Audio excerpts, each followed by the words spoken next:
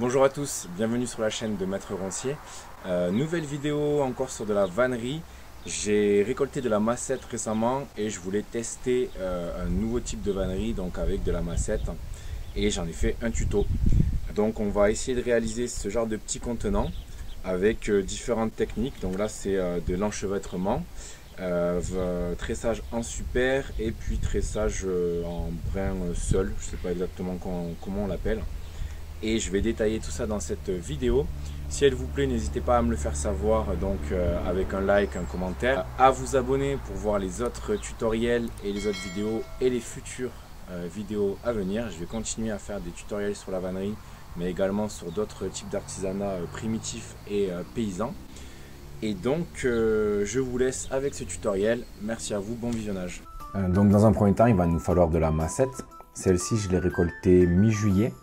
J'ai essayé de prendre les feuilles les plus hautes et c'est vraiment les feuilles qui vont nous intéresser.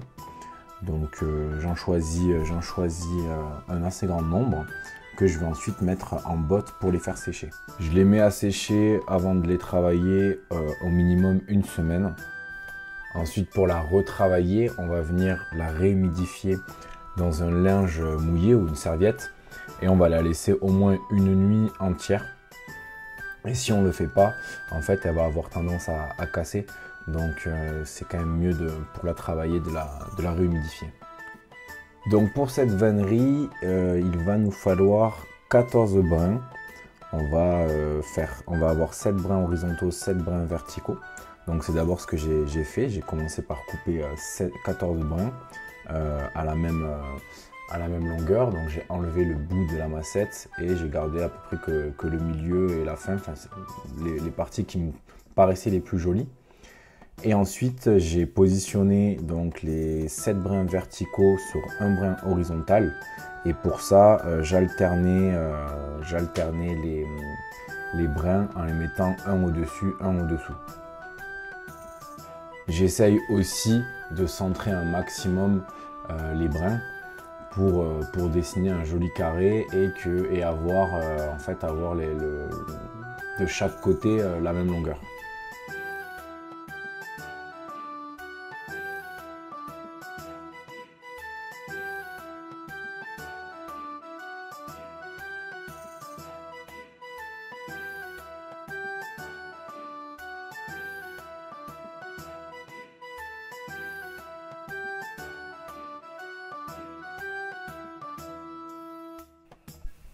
Ensuite, j'ajoute les 6 autres brins horizontaux, pareil en alternant dessus-dessous, de manière à changer entre chaque nouveau brin.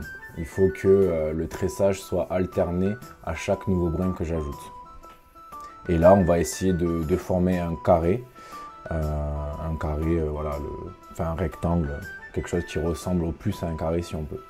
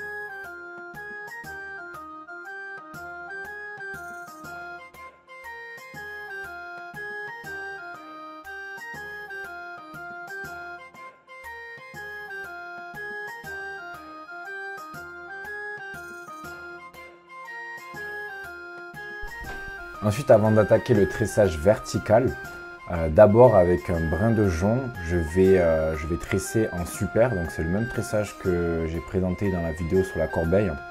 Vous pouvez aller la voir pour voir plus de détails sur ça. Mais en gros, je vais prendre un brin de jonc que je vais plier en deux.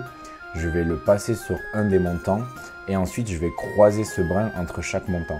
Et ça va me permettre de bloquer un peu ce fond de panier avant d'attaquer le tressage vertical. Et lorsque j'arrive à la fin d'un brin de jonc, je recommence l'opération. Donc je plie un nouveau brin de jonc et je recommence à tresser en super. Et j'ai fait environ 2-3 tours comme ça.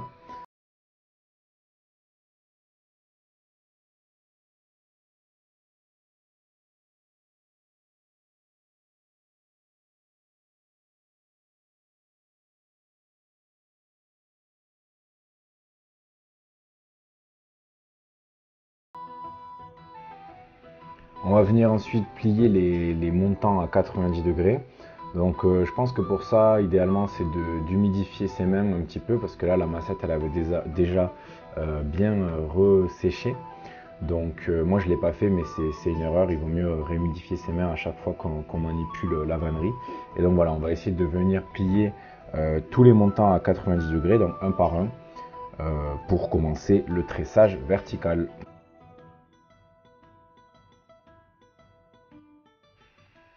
Une fois que c'est fait, on va pouvoir recommencer le tressage en super. Cette fois-ci, je reprends de la massette.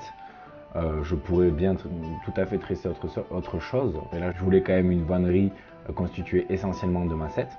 Donc du coup, je prends un brin de massette, je le plie en deux et je continue à tresser en super. J'aurais pu le fendre, c'est ce que je vais faire par la suite. Mais voilà, après c'est à vous de voir en fonction de l'esthétique que vous voulez donner.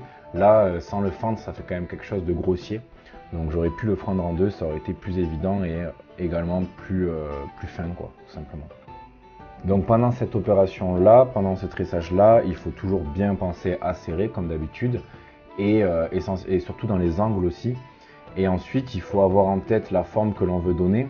Donc commencer à former, à bien tresser verticalement pour s'assurer qu'on ne va pas avoir quelque chose de trop ouvert ou quelque chose de trop plat. Donc il faut toujours garder à l'œil, prendre du recul sur la vannerie pour voir comment on tresse en fait.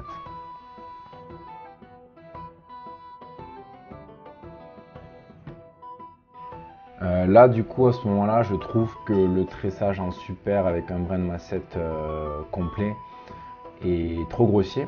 Donc je décide déjà de changer de tressage, de plus tresser en super mais de tresser qu'avec un seul brin et en passant dessus-dessous chaque montant.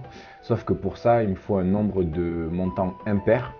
Donc je viens juste fendre un des montants en deux. Ça m'en fera plus 28 mais 29. Et également pour faciliter le tressage et aussi pour avoir quelque chose que je trouve plus esthétique, je viens fendre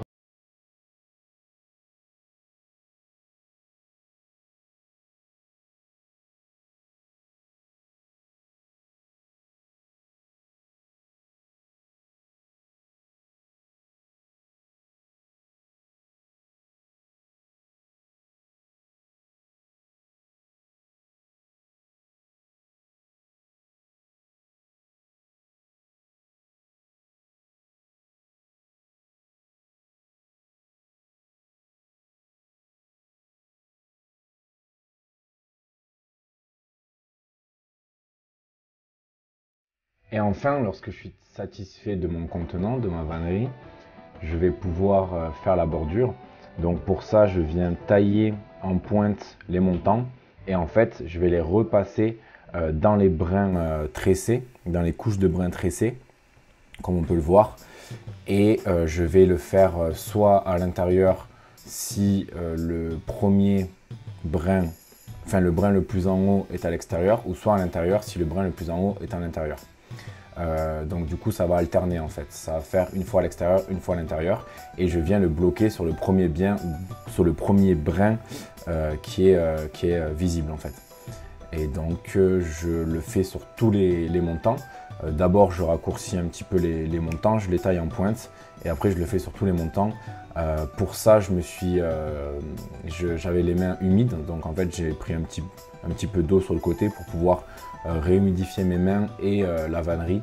C'était beaucoup plus facile afin que les montants ne cassent pas, on va pas casser avec de la massette mais que les montants ne se fendent pas et c'était plus facile à manipuler. Pour simplifier cette étape, j'ai taillé un petit bâton qui m'a permis en fait de soulever les brins tressés et de venir passer les montants. Donc voilà, vous pouvez faire ça ou utiliser d'autres types d'outils comme une alène en vannerie. Mais avec un petit bâton taillé, ça marche aussi.